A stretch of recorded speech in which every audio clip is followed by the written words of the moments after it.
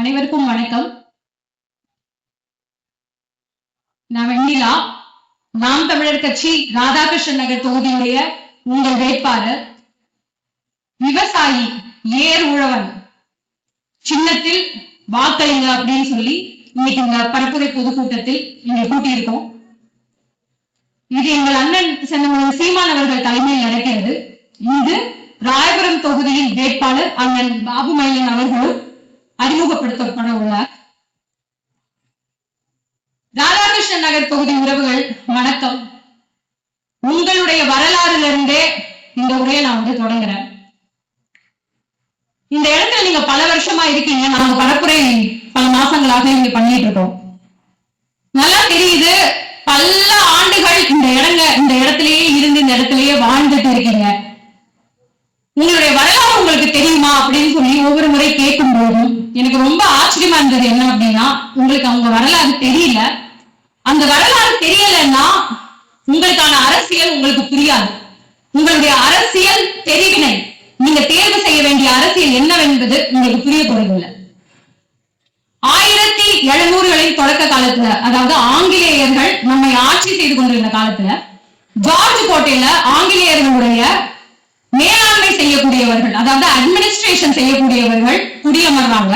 குடியமரும் போது ஜார்ஜ் கோட்டைக்கு வலது பக்கத்தில் அவங்களுக்கு சேவகம் செய்யறதுக்கு அடிமைகளை தமிழ்நாட்டின் பல்வேறு இடங்களில் இருந்து தேர்ந்தெடுக்கிறாங்க. பல்வேறு தொழில் சார்ந்த சமூகங்களில் இருந்து ஆட்களை கொண்டு வர்றாங்க. எப்படின்னா, வண்ணார், முடி திருத்துறவங்க, குயவர்கள், நெசவாளர்கள், பனைமரம் ஏறுறவங்க, படகு ஓட்டுறவங்க, மீன் பிடிக்கிறவங்க, பல்வேறு தொழில். இதுல இன்க்ளூடிங் அவர்களுக்கு ஆடல் பாடல் சேவை செய்யக்கூடிய பெண்கள் அப்படின்னு சொல்லி அவங்க எடுத்துட்டு வந்து என்ன பண்றாங்க, ஜார்ஜ் கோட்டைக்கு வலது பக்கத்துல சின்ன சின்ன தெரு, அதாவது கழிவுநீர் வசதி இருக்காது, குடிநீர் வசதி இருக்காது, மூச்சு விட காத்து கூட இருக்காது, அவ்வளவு சின்ன சின்ன சின்ன சின்ன தெருக்களுக்குள்ள அவங்கள அடைச்சு வைக்கிறாங்க. அவங்களுக்கும், அதாவது இந்த குடியிருப்பு பகுதிக்கும் இந்த ஜார்ஜ் கோட்டைக்கும் நடுவில் ஒரு அகழி. அந்த அகழினா என்ன அப்படின்னா, இந்த மக்கள் இந்த ஜார்ஜ் கோட்டைக்குள் வந்துவிடக் கூடாது. அதாவது எக்காரணத்தை கொண்டு அவங்க ஈஸியா அக்சஸ் பண்ணிடக்கூடாது. அந்த அகழியில தண்ணி ரொட்டி வச்சிருப்பாங்க. யூஸ்வலா அகழி எதுக்கு வச்சிருப்பாங்க அப்படின்னா, மிருகங்கள் இருக்கு, மிருகங்கள், அப்புறம் கொள்ளையர்கள், இவங்கெல்லாம் கொலைகாரர்கள், இந்த மாதிரி ஆட்கள், அதாவது மிஸ்கிரியன்ஸ், அதாவது தங்களுக்கு சொந்தமில்லாத மனிதர்கள் உள்ள வந்துடக்கூடாது. யூஸ்வலா எப்படி இருக்கும்னா, இப்ப நம்மளோட மன்னர்கள் காலத்துல நம்ம ஹோல் டெரிட்டரி, இப்ப ஒரு ஊர் இருக்குன்னா அந்த ஊரு மன்னருடைய கோட்டையை சுத்தி மக்கள் குடியிருப்பாங்க. அந்த வெளி எல்லையில தான் அந்த அகழி இருக்கும். வெளி எல்லையில அகழி இருக்கும். அதாவது வேறு இடத்துல இருந்து யாரும் வந்துடக்கூடாது, மிருகங்கள் வந்துடக்கூடாது. இங்க அடிமைகள், தமிழர்கள் எனும் கூறப்படும் ஆங்கிலேயர்களின் அடிமைகளும் ஆங்கிலேயர்களும் இருக்கக்கூடிய இடத்துக்கு நடுவுல ஒரு அகழி.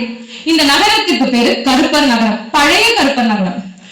இது காலப்போக்குல போர்ல கொஞ்சம் செதஞ்சு போகுது. அப்ப மீண்டும் 1770களின் காலகட்டத்துல மீட்டுருவாக்கம் பண்ணி புதிய கருப்பர் நகரம் அப்படின்னு சொல்லி அதுக்கு பெயர் சொல்றாங்க. இந்த புதிய கருப்பர் நகரத்தோட எல்லை எல்லை ஸ்தூபிகளை நீங்க இன்னைக்கும் கூட பார்க்கலாம். மொத்தம் 13 எல்லை ஸ்தூபி வச்சதா சொல்றாங்க. அதுல 6 எல்லை ஸ்தூபி இப்பவுமே அங்கங்க இருக்கு. அதுல ஒண்ணு நம்ம பழைய வண்ணாரப்பேட்டையில ஒரு பர்டிகுலர் காவல் நிலையத்தை ரெஜுவனேட் பண்ணும்போது, பர்டிகுலர் ஒரு காவல் நிலையத்தை மீட்டுருவாக்கம் செய்யும் போது அந்த இடத்துல ஒரு எல்லை ஸ்தூபியோட கல்லு எடுக்கப்பட்டது வரலாறுல பதியப்பட்டிருக்கு. அது இல்லாம பாரிமுனை டேர் ஹவுஸ்ல இன்னைக்கும் நீங்க ஒரு எல்லை ஸ்தூபியை காணலாம். அது 1773 டேட்டட். இதுதான் உங்க வரலாறு. இப்ப நான் ஏன் இந்த வரலாறு சொல்றேன், நீங்க முக்கியமா புரிஞ்சுக்கணும். இந்த கழிவுநீர் வசதி இல்லாத, குடிநீர் வசதி இல்லாத, குறுகிய சாலைகள், மூச்சே விட முடியாது, மக்கள் நடந்து போக முடியாது, பெருசா ஒரு வண்டி போக முடியாது, சைக்கிளை தவிர்த்து வேற ஒரு வண்டி போக முடியாது. இது என்னைக்கு 1700ல இருந்த ஒரு கட்டமைப்பு 2026ல இன்னைக்கும் இந்த கட்டமைப்பு தான் இந்த ஊர்ல இருக்கு. அப்படின்னா நடுவுல ஆட்சியாளர்கள், அதாவது ஆங்கிலேயர்கள் நம்மளை கட்டி ஆண்டாங்க. அதுக்கப்புறம் நம்ம சுதந்திரம் அடைஞ்சிட்டோம். சுதந்திரம் அடைஞ்சிட்டு டெமோக்ரஸிக்குள்ள போயிட்டோம், மக்களாட்சி முறைக்குள்ள வந்துட்டோம். மக்களாட்சி முறையில ஓட்டு போட்டு நீங்க, மக்களாகிய நீங்கள் ஆட்சியாளர்களை, உங்களுடைய ஆட்சியாளர்களை தேர்ந்தெடுத்திருக்கீங்க. 1977ல உங்களோட முதல் எம்எல்ஏவை நீங்க தேர்ந்தெடுத்திருக்கீங்க. இதுக்கு முன்னாடி என்னுடைய உறவுகள் பேசின மாதிரி அதிமுக கோட்டைன்னு சொல்லப்பட்டதா ஆர்கே நகர், அதிமுக கோட்டை, பின்பு இன்னைக்கு திமுகவோட சிட்டிங் எம்எல்ஏ உங்க இதுல இருக்காரு இருக்கிறாரு.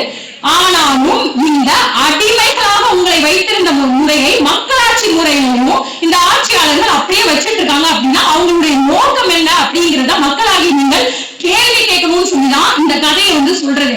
ஏன் இன்னும் எங்களுக்கு குடிநீர் வசதி வரல, ஏன் இன்னும் எங்களுக்கு கழிவுநீர் வசதி இல்லை, இன்னும் ஏங்க சாலைகள் இப்படி இருக்கு, ஏன் இன்னும் உட்புறத்துல இருக்க சாலைகளுக்குள்ள எங்களால நடந்து போக கூட வசதி இல்லைங்கிறத நீங்க கேட்கணும். நான் இந்த தொகுதியில போட்டியிட போறேன் அப்படிங்கும்போது என்கிட்ட பெரும்பாலாக முன்வைக்கப்பட்ட கேள்வி என்ன அப்படின்னா, இது ஒரு ஸ்டார் தொகுதி இல்ல, ஆர்கே நகர் நிக்க போறீங்களா?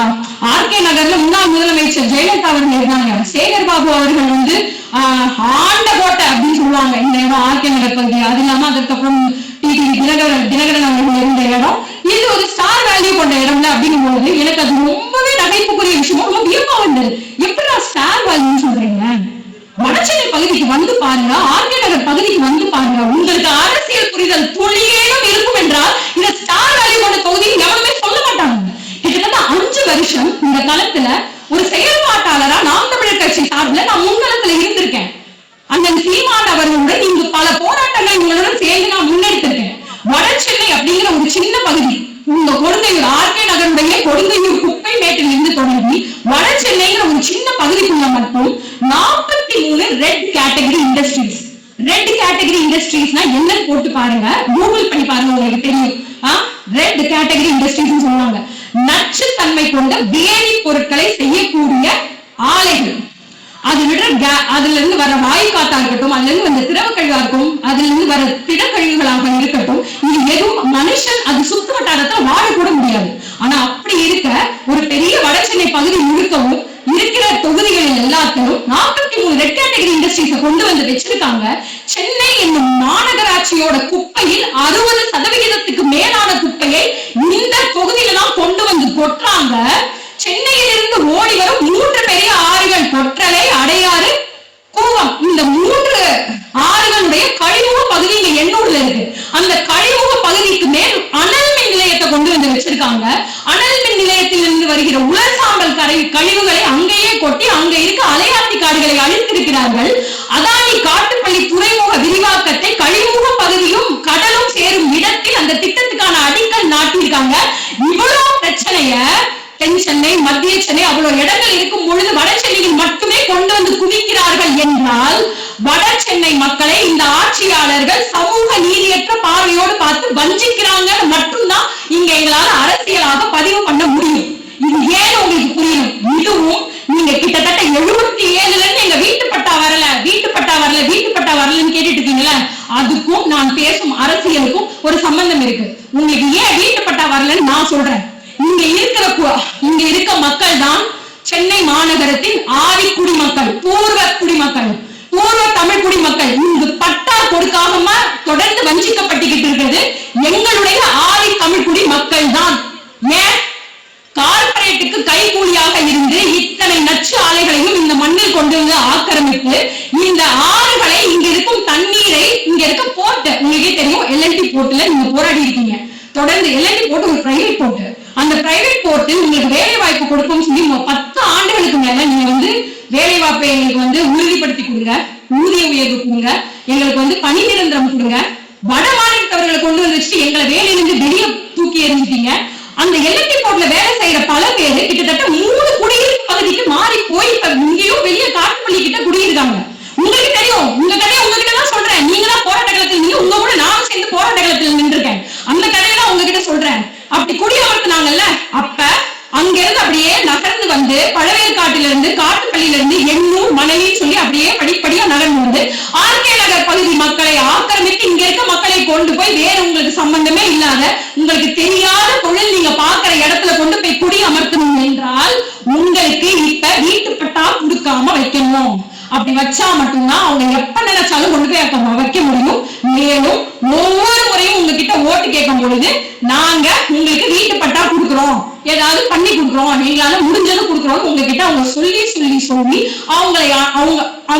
அவங்களுடைய தேவையை உங்களிடத்தில் அவங்க வந்து நிலைநாட்டி கொள்ள முடியும். இதுதான் இதுக்கு பின்னாடி இருக்க அரசியல். சரி, வீட்டு பட்டா விட்டுருங்க. வீட்டு பட்டா நாம் தமிழர் கட்சி உறுதிப்படுத்தி கொடுக்கிறது.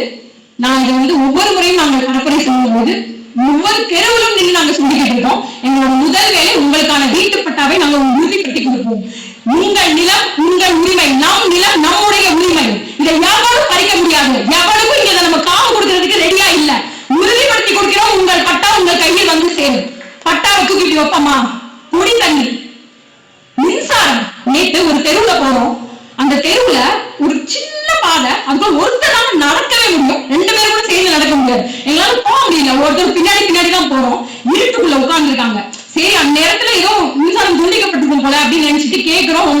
ரொம்ப வெகுளியா கேட்கிறோம். இது கரண்ட் போயிடுச்சா, என்னாச்சு அப்படின்னு சொன்னா, ஆமாங்க போயிடுச்சு. எத்தனை நாளா போயிடுச்சுன்னா 3 நாளா கரண்ட் இல்லைன்னு சொல்றாங்க. 3 நாள் கரண்ட்ங்க. நாங்க போனது மாலை நேரத்துல இருட்டுல உட்கார்ந்துருக்காங்க. கை குழந்தை வச்சுட்டு உட்கார்ந்துருக்காங்க. ஒரு பாப்பா வந்து அவளுக்கு அடுத்த நாள் பரீட்சைன்னு சொல்ற சின்ன பாப்பா, அவங்க உட்கார்ந்துட்டு இருக்கா.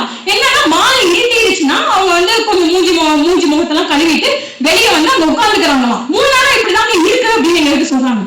நாங்க ஏன் அப்படி இருக்கு, நீங்க போய் கேட்கலையா? யாருக்கு வாக்கு செலுத்துறீங்களோ அவங்க கிட்ட கேட்கலையா? இல்ல வந்து முறையிலையானா சரியான எங்களுக்கான அந்த சரியான ஆதரவு இல்லை, அவங்க வந்து அதற்கான தீர்வுகளை எங்களுக்கு கொடுக்கவில்லை அப்படின்னு சொல்லிட்டு நம்ம கிட்ட கோவப்படுறாங்க.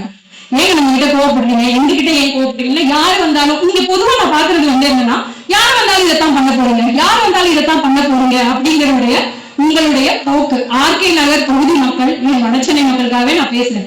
வடசென்னை மக்களுடைய ஒரு பார்வை, யார் வந்தாலும் இப்படிதான் இருக்க போகுது. நான் சிம்பத்தைஸ், நான் உங்களுடன் தான் நான் இருக்கிறேன். உங்களுடன் தான் நான் 5 வருஷம் களத்தில் நின்றுருக்கேன். எனக்கு தெரியும் உங்களுக்கு என்ன சிக்கல்கள்னு எனக்கு தெரியும். அதனால உங்க மனநிலை ஏன் இப்படி இருக்குங்கிறது என்னால புரிஞ்சுக்க முடியுது. ஆனா நீங்கள் ஏன் இந்த நிலையில் இருக்கிறீர்கள் இருக்க அரசியல் பின்புலத்தை, அதுக்கு பின்னாடி இருக்க அரசியல் பின்புலத்தை நீங்க தெரிஞ்சுக்கணும். அதுக்குதான் இந்த நேரம் உங்க வரலாறு வந்து உங்களுக்கே நான் எடுத்து சொல்லிட்டு இருக்கேன். நான் எனக்கு கிடைக்கிற இடத்துல வாழ்க்கை பேசிக்கிட்டு தான் இருக்கேன். ஏன் அப்படின்னா அது புரிஞ்சுக்கிட்டா மட்டும்தான்.